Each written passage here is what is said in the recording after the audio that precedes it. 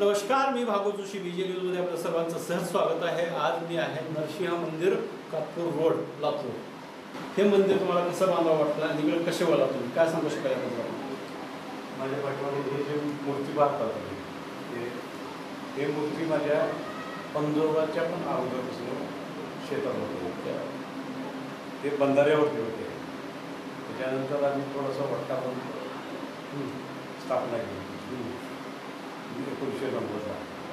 आणि 90च्या नंतर ते असंच होतं 2 वर्षापूर्वी इतर हे मंदिराचं आम्ही बांधकाम केलं। हे जी मूर्ती आहे ते जुन्या 150 वर्षापूर्वीच्या मूर्ती आहे, नरसिंह लक्ष्मीच्या। हे मूर्ती महाबलीपुरमहून आणली आणि स्थापना केली।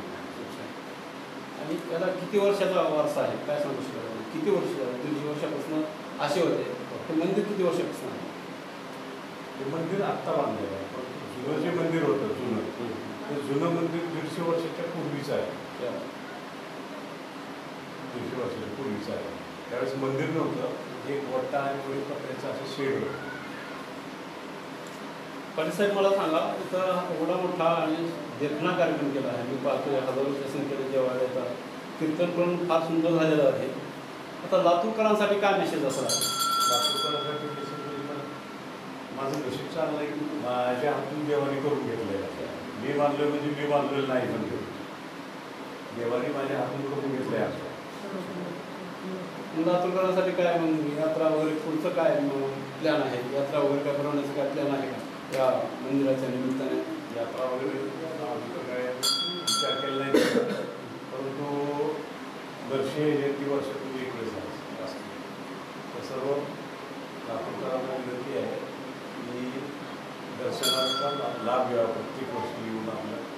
आणि नरसिंहाचं वार शनिवार राहतो, अमावस्या दिवशी गर्दी राहते, शनिवारी पण गर्दी राहते। बरेच भक्त येतात दर्शनाला। यात्रेचा काय प्लॅन वगैरे? यात्रेचा प्लॅन वगैरे आणखी तर काही नाही। आता ही यात्रा भरलेलीच आहे आणि काही दिवसांना भरेल तर त्याचं ते स्वरूप येईल। प्रत्येक वर्षी कसं आहे 10,000 लोक येतातच नरसिंह जयंतीच्या निमित्तानं।